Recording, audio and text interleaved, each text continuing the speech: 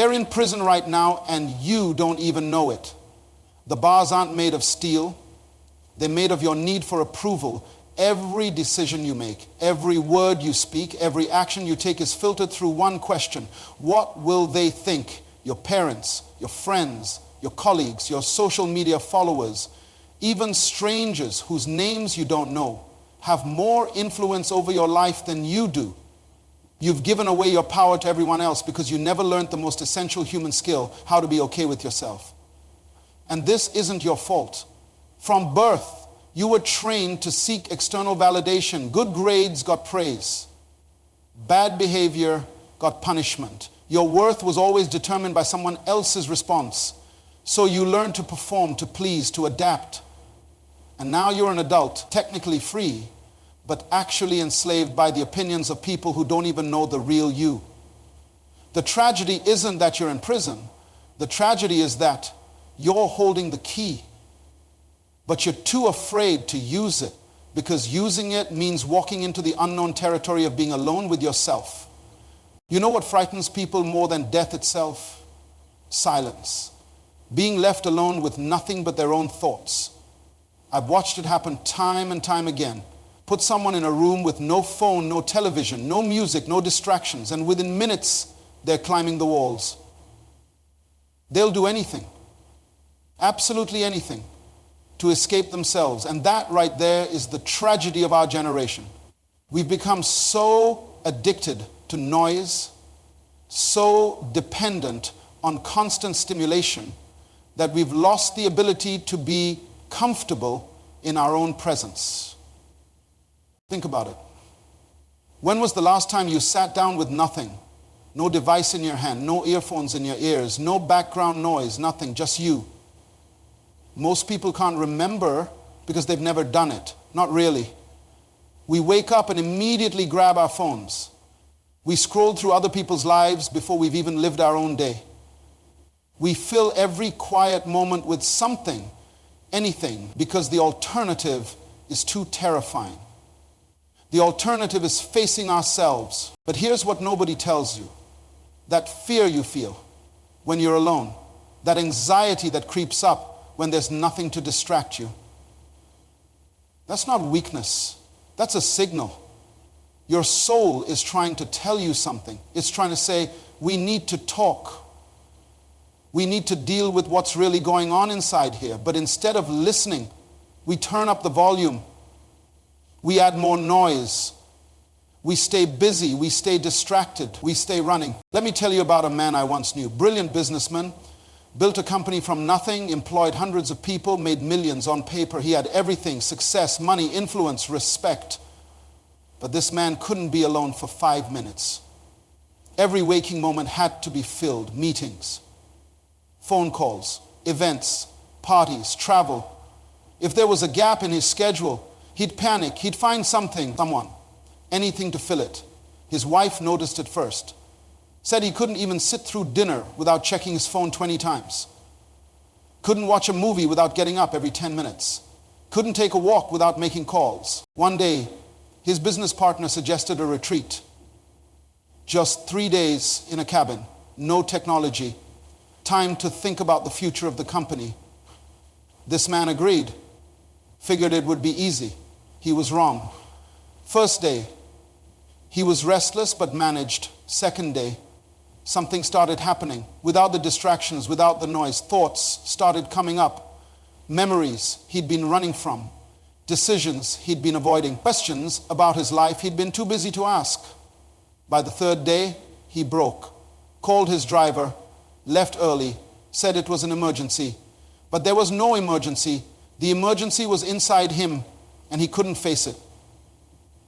6 months later, he lost everything. Not because of the market, not because of competition, because he made a series of terrible decisions. Decisions that anyone thinking clearly would never make. But he wasn't thinking clearly. He was running from himself. And when you're running from yourself, you can't make good decisions. You can't see clearly.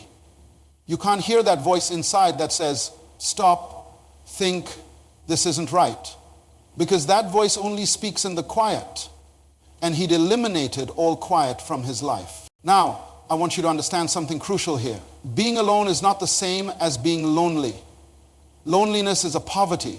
Loneliness is a desperate hunger for connection you don't have. But solitude is wealth. Solitude is choosing to be with yourself because you understand that everything you need is already inside you. Lonely people are empty. Solitary people are full. Lonely people are running from something. Solitary people are running towards something. There's a massive difference. Most people confuse the two. They think if they're alone, they must be lonely. So they surround themselves with people who add nothing to their lives. They stay in relationships that drain them. They maintain friendships that have expired. Why? Because being around the wrong people feels safer than being alone with themselves. But that's like drinking salt water because you're thirsty. It gives the illusion of satisfaction while actually making the problem worse. The truth is this: until you can be alone, you can never truly be free. Think about that. As long as you need constant company, constant validation, constant noise, you're in prison. You're a slave to distraction. You're dependent on external things to make you feel okay about yourself, and anything you're dependent on controls you. The person who cannot be alone is controlled by their need for others. They'll compromise their values for company. They'll tolerate disrespect for attention. They'll abandon their dreams for approval. All because they haven't learned the most fundamental skill of human existence: how to be content with yourself. When you're alone, really alone, something extraordinary happens. The masks come off. The performance ends. You stop being who you think you should be and start discovering who you actually are. All those voices that tell you what to do, what to think, what to want, they fade away. And in that silence, your own voice emerges. The voice that's been buried under years of conditioning, expectations, and fear. That voice knows things. It knows your purpose. It knows your gifts. It knows what you're supposed to be doing with your life. But you'll never hear it in the noise. You'll only hear it in the silence. This is why people avoid being alone. Not because solitude is painful, but because solitude is honest. When you're alone, you can't lie to yourself anymore. You can't pretend everything's fine when it's not. You can't ignore the problems you've been avoiding. You can't run from the person in the mirror. And for most people, that honesty is more terrifying than any external threat. So they stay in the noise. They stay distracted. They stay busy. And they wonder why they feel so empty, so lost, so disconnected from themselves. The answer is simple. You can't find yourself in the crowd. You can only find yourself in the quiet. Why do people fear being alone? I'll tell you why. Because being alone forces you to confront the reality of who you've become versus who you were meant to be. And that gap, that distance between your authentic self and the person you've been pretending to be, that's a painful thing to face, so we avoid it. We surround ourselves with people who reflect back the image we want to see, not the truth we need to see. We build our lives around external validation because we're terrified of what we might discover if we looked within. There was a woman, a painter, who spent 15 years creating art that everyone loved.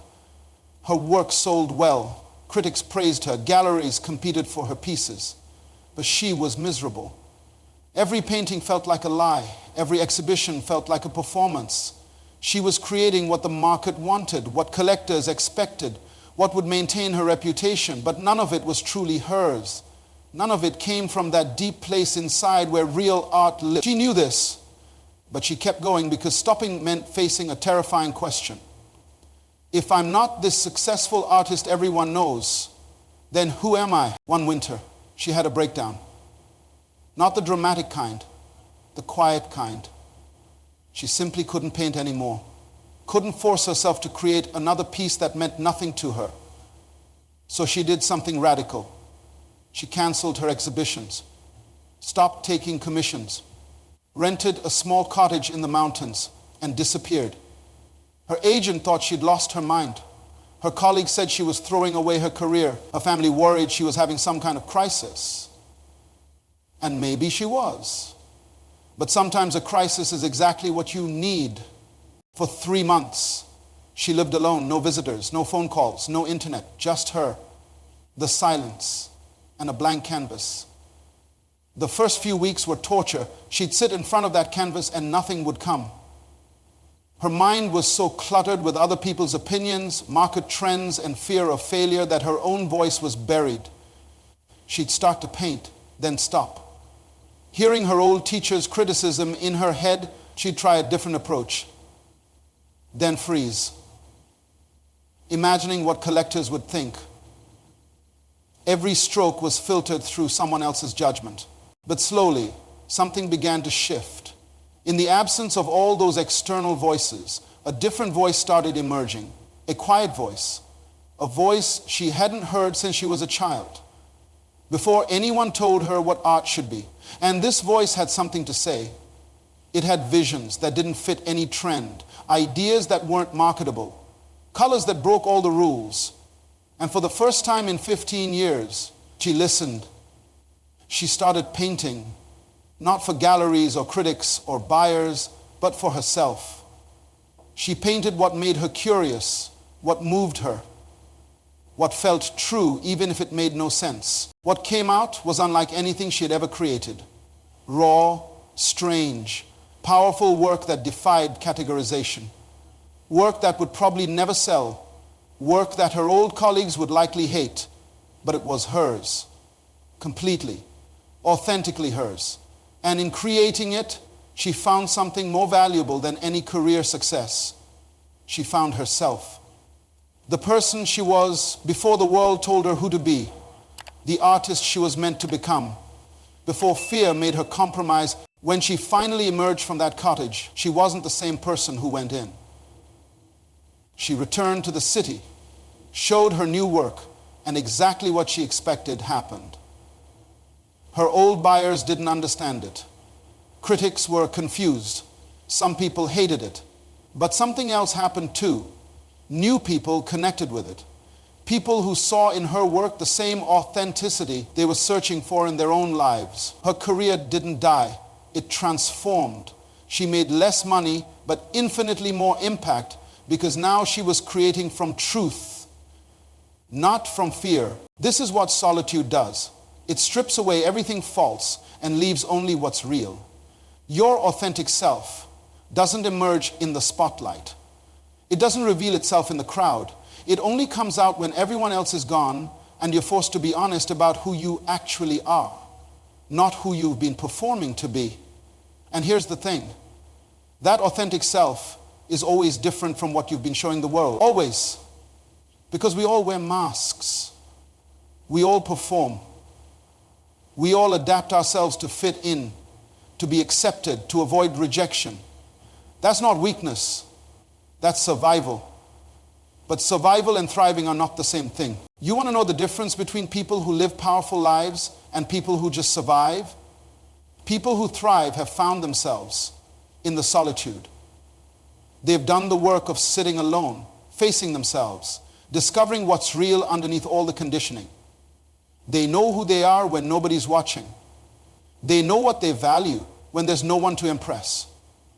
They know what they want when there's no pressure to want what everyone else wants. That self acknowledges power, real power, not the fake power that comes from title or money or status, but the power that comes from being rooted in truth. When you know yourself, truly know yourself, you become unshakable. People can criticize you, but it doesn't destroy you because their opinion doesn't define you.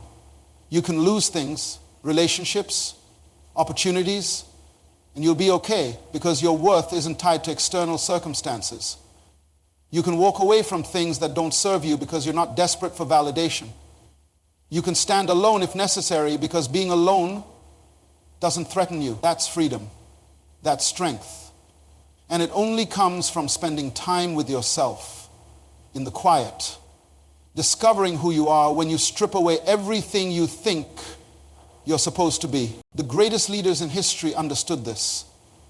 They all had practices of solitude. times when they withdrew from the noise, from the demands, from the crowd, to reconnect with themselves. Not because they were antisocial, but because they understood that you can't lead others effectively if you don't know yourself deeply. You can't make wise decisions if you're constantly influenced by external pressure. You can't stay true to your vision if you're always adapting to what others think. Solitude wasn't an escape for them.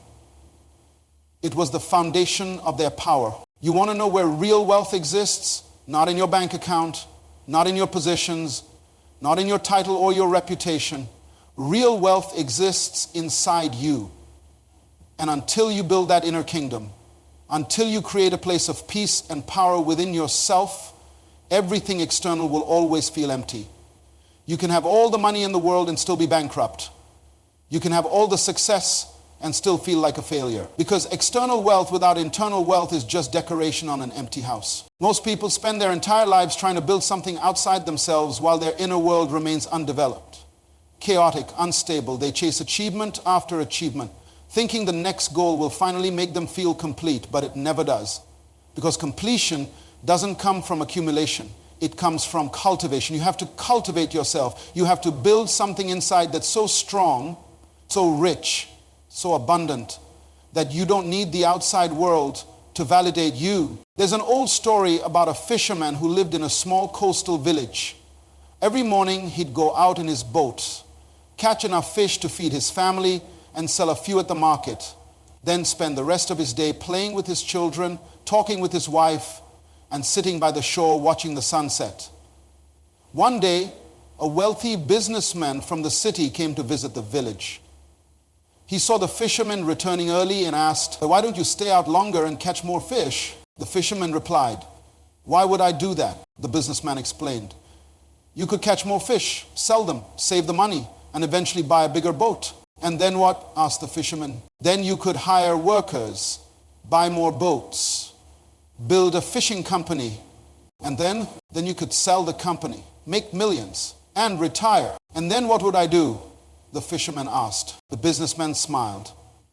"Then you could spend your days playing with your children, talking with your wife, and sitting by the shore watching the sunset."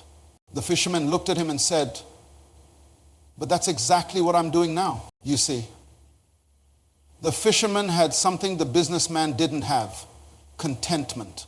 Not complacency, not lack of ambition, but contentment.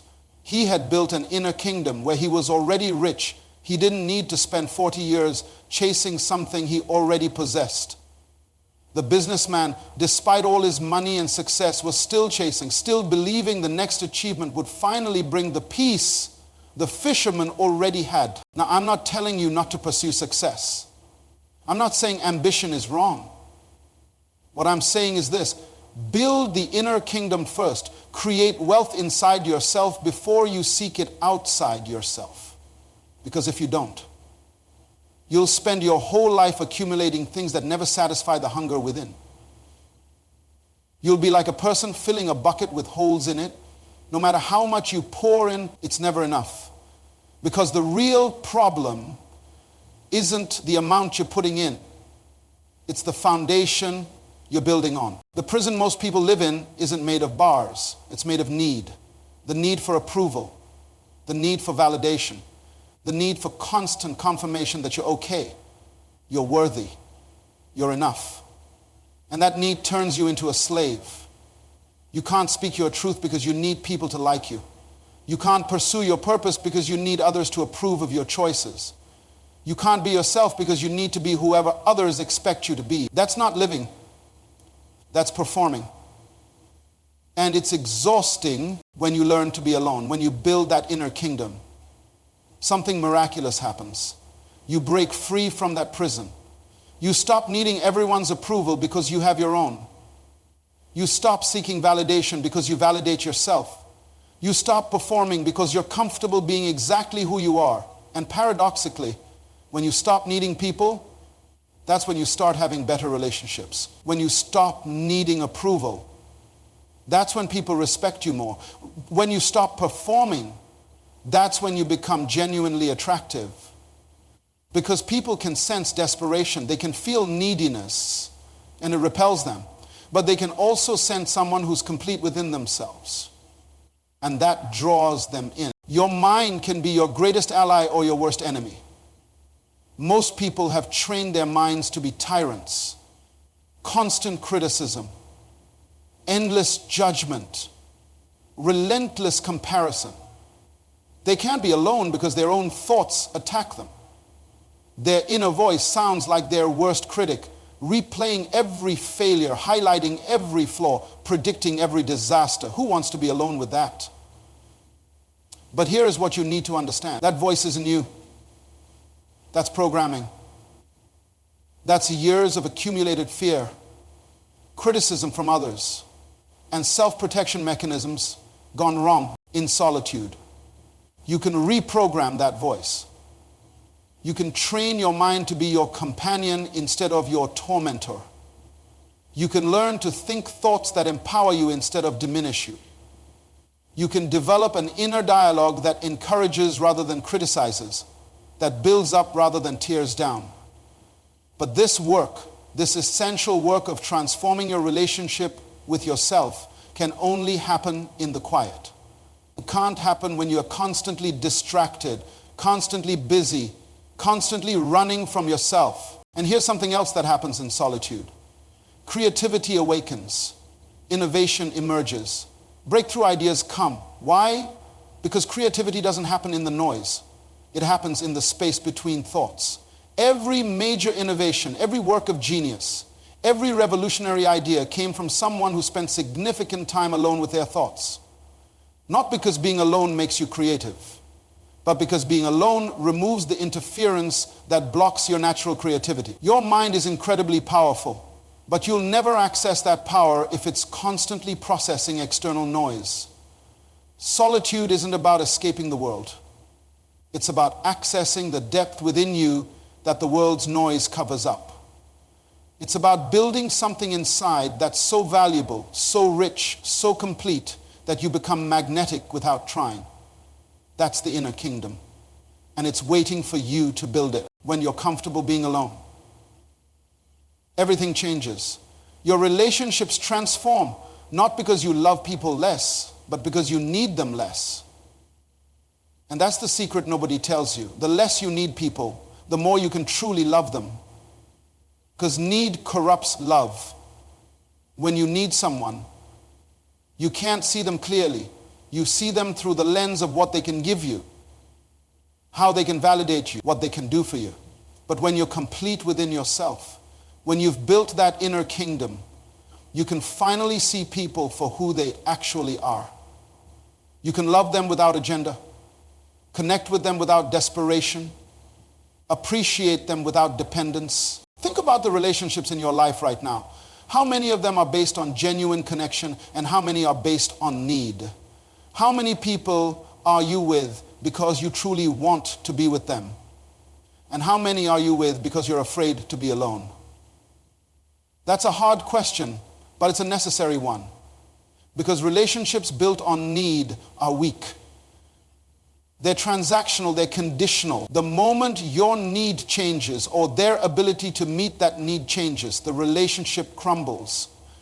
But relationships built from wholeness, from two complete people choosing to share their lives, those relationships last. Those relationships thrive because they're based on abundance, not scarcity. When you stop performing for others, when you stop trying to be what everyone expects, when you give yourself permission to simply be, something incredible happens.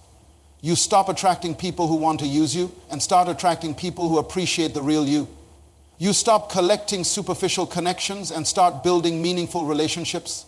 You stop saying yes when you mean no. You stop pretending to agree when you don't. You stop shrinking yourself to make others comfortable. And yes, some people will leave. Some people will be uncomfortable with the authentic you, but those are exactly the people who need to leave. They were never there for you anyway.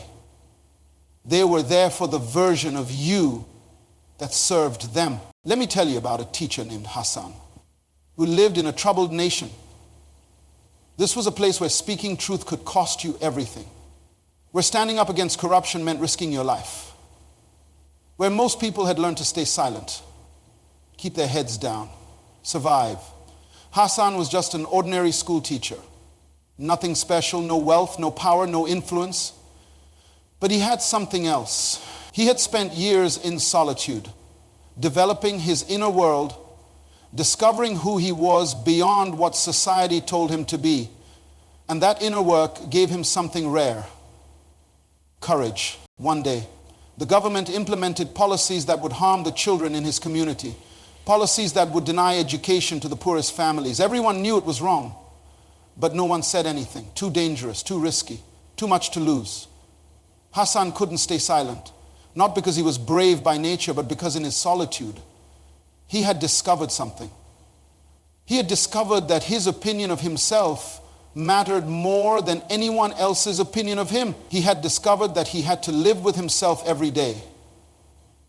And he couldn't live with himself if he remained silent. So he spoke up. He wrote letters, organized meetings, challenged the authorities. People thought he was crazy. His colleagues told him to stop. His family begged him to be quiet. But Hassan had spent so much time alone, had built such a strong inner foundation that external pressure couldn't move him. He wasn't being stubborn. He wasn't being reckless. He was simply being true to the person he had discovered in the silence, the person who valued integrity over safety, truth over comfort, purpose over survival. The government threatened him. He didn't stop. They fired him from his job. He didn't stop. They arrested him, held him for weeks. Still, he didn't stop. And here's what happened. His refusal to be broken inspired others. One teacher joined him, then 5, then 50, then hundreds. Parents started protesting, communities organized. What began as one man standing alone became a movement. And eventually, the government backed down. They reversed the policies. The children got their education. Not because of Hassan's power or influence, but because of something he had built in solitude. An unshakable commitment to truth that no external force could compromise. Years later, someone asked him how he found the courage. Hassan said something profound. He said, "I spent years learning to sit with myself in silence. In that silence, I faced every fear. I confronted every insecurity. I examined every weakness. And I realized that the worst thing anyone could do to me was nothing compared to what I would do to myself if I betrayed my values. The punishment of living with a compromised version of myself was far worse than anything they could inflict on me." Once you understand that, once you build that relationship with yourself, you become unstoppable. Not because you're strong, but because you've removed the leverage fear has over you. That's the transformation that comes from learning to be alone. You don't become isolated. You don't become antisocial.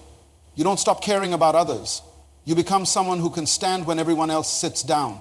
You become someone who can speak when everyone else stays silent. You become someone who can walk away from what's wrong even when it costs you everything. Because you've built something inside that's more valuable than anything outside. Now, how do you actually practice this? How do you incorporate solitude into a life that's already busy, already full of obligations and responsibilities? You make it non-negotiable. Just like you make time to eat, to sleep, to work, you make time to be alone with yourself. Not hours every day. Start with 15 minutes. 15 minutes where you sit in silence, no phone, no music, no distraction, just you and your thoughts. At first, it will be uncomfortable. Your mind will race. You'll want to quit. You'll think of 1,000 things that need to be done. That discomfort is the point. That's where the growth happens as you practice. Extend the time. Take walks alone. Sit in a park without your phone. Drive in silence. Create spaces in your life where you're just with yourself. And in those spaces, listen. Listen to what your thoughts are telling you. Listen to what your heart is saying underneath the noise. Listen to the dreams you've been too busy to hear. Listen to the purpose that's been trying to get your attention. This isn't about becoming a hermit. This is about becoming whole. You came into this world alone. That's not a sad fact. That's a sacred truth. You arrived complete, whole, with everything you needed already inside you. Life buried that wholeness under expectations, fear, and conditioning. Solitude is how you excavate it, how you remember who you were before the world told you who to be.